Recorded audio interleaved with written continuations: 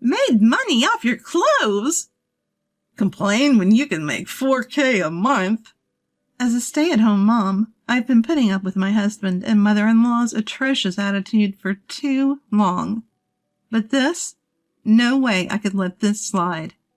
Fine, let's revisit this in a month. Fuming, I stormed out of my in-laws' home. Then I made a phone call to a special number.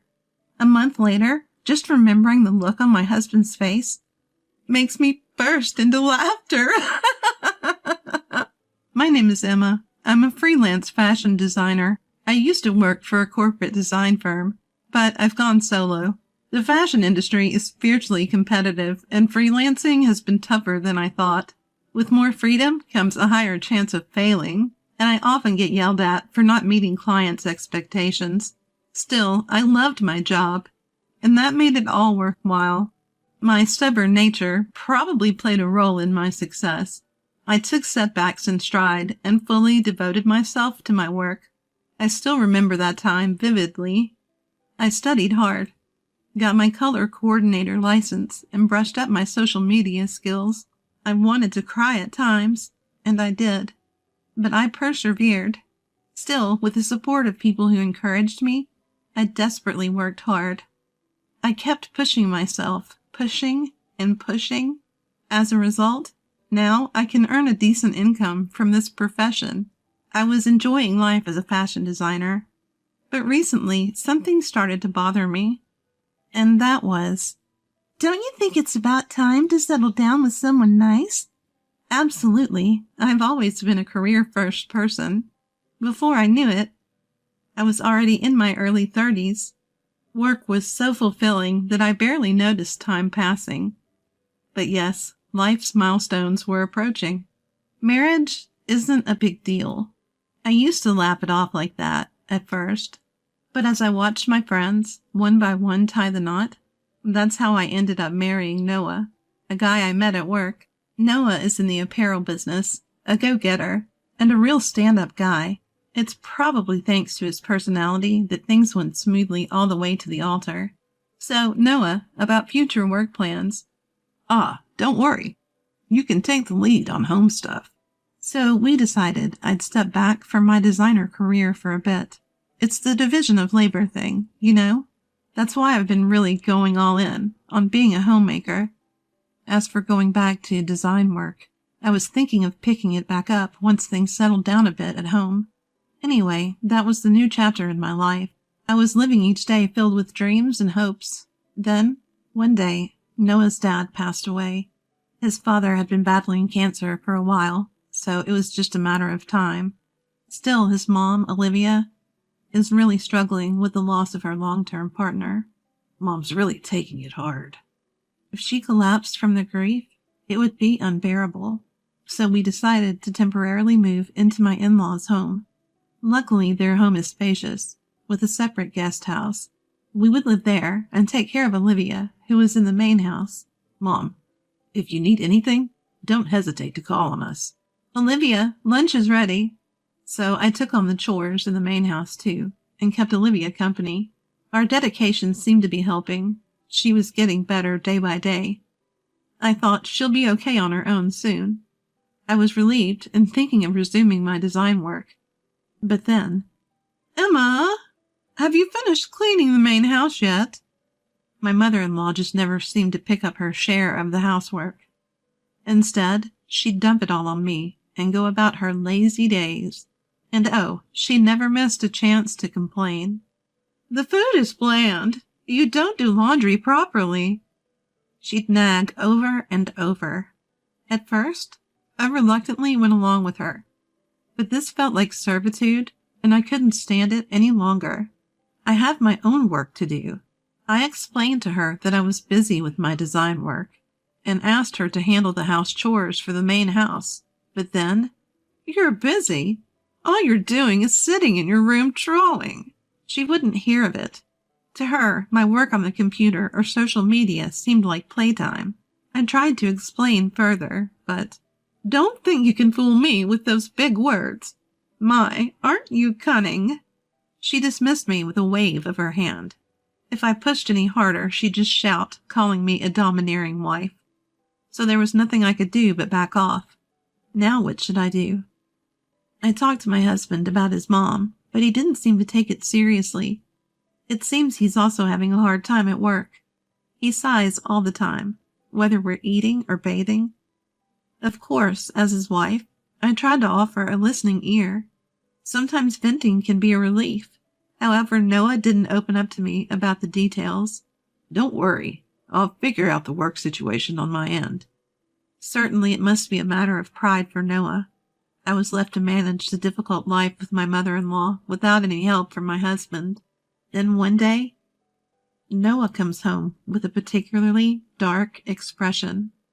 Turns out he'd made a big mistake at work and lost an opportunity for a promotion. Mistakes happen at work.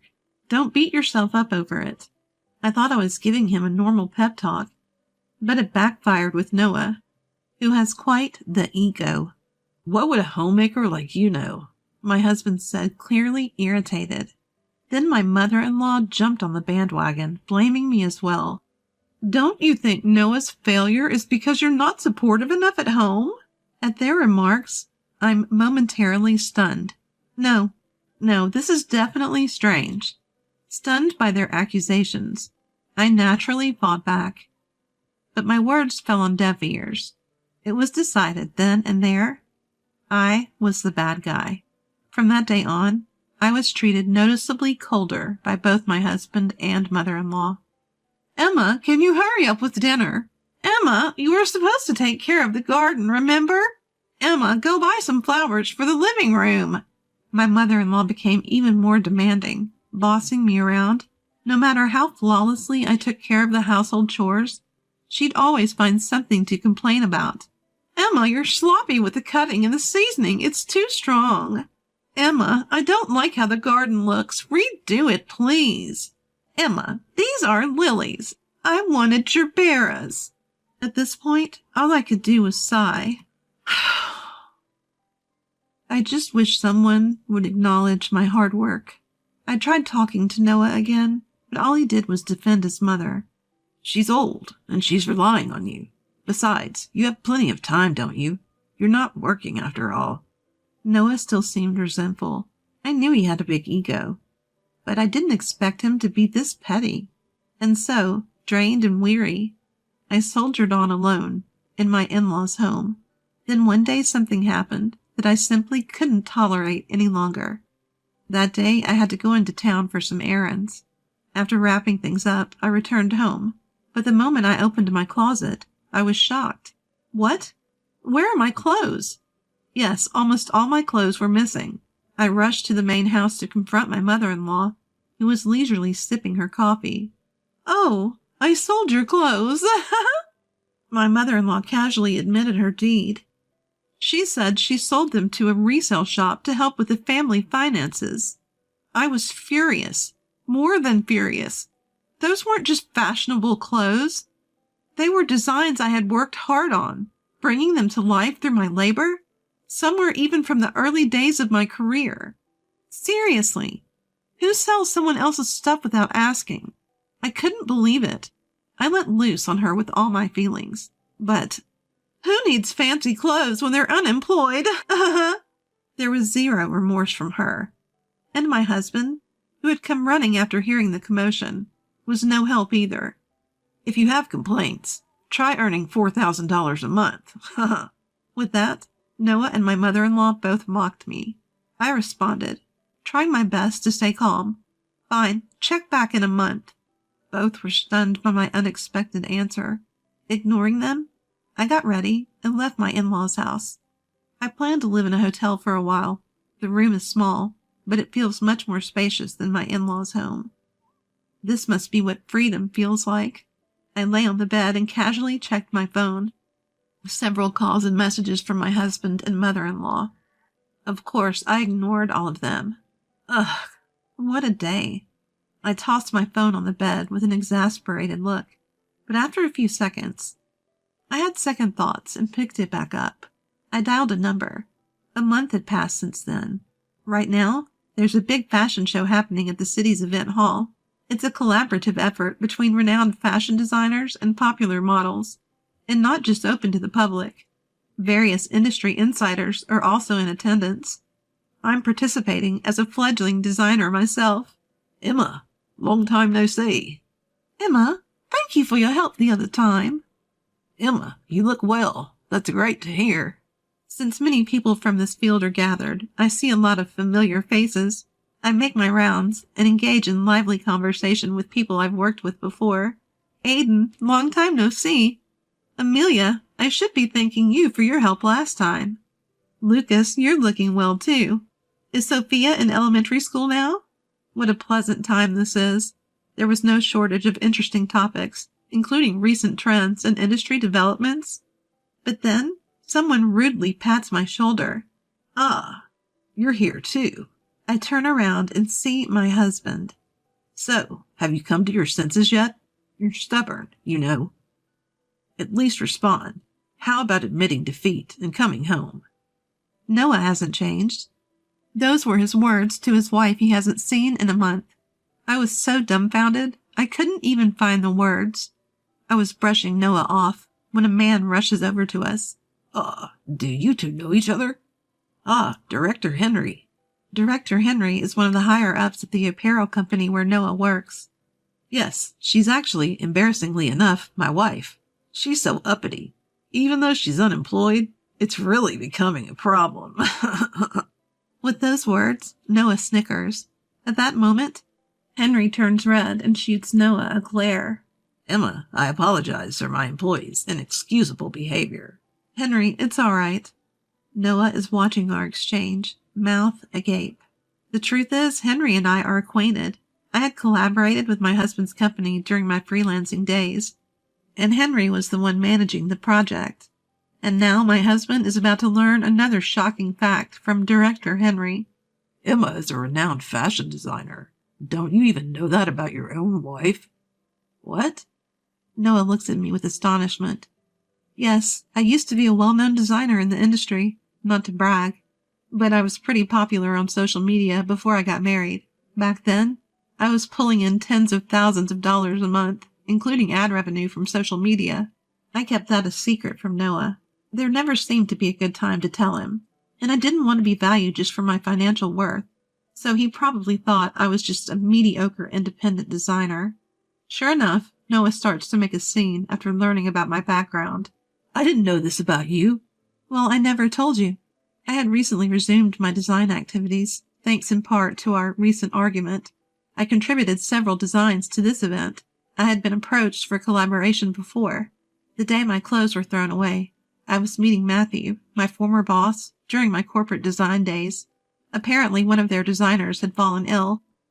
That's when Matthew urgently asked me to take over as the lead designer for the fashion show. I had been hesitant since I had paused my design career. There was also the matter of issues at my in-laws' home. But then, the big moment came. I called Matthew from the hotel to say I was on board and ready to go. You, being just a homemaker and unemployed. I could hear Noah's pride crumbling. I retorted with as much sarcasm as I could muster. So, we're good at $40,000 a month, right? Soon after, I divorced Noah. Emma, I messed up. Let's try again. You're the worst kind of woman for leaving your husband. Heartless, cowardly. Noah pleaded while my mother-in-law cursed me out. I dismissed them both. Come talk to me when you're making $40,000 a month. Since then, I haven't seen Noah and his clan. From what I hear, Noah got demoted to a smaller department. He must have irked the higher-ups in the company. According to Mr. Jones, even previous work mistakes were due to conflicts with colleagues. Judging as lacking any remorse, he's been completely written off. They're still living in that house, as they seem far from happy. I passed by their home once. It had a defeated aura. Well, they had it coming. As for me, I was recently in the spotlight again at a fashion show. My career as a designer is thriving. And life is busy but fun. By the way, things are going well between me and my former boss, Matthew. Matthew is a great guy who massively supported me when I struck out on my own. I trust him as a partner. I should have honed not just my design sense, but also my man-picking skills. I chuckled at the thought as I focused on my work.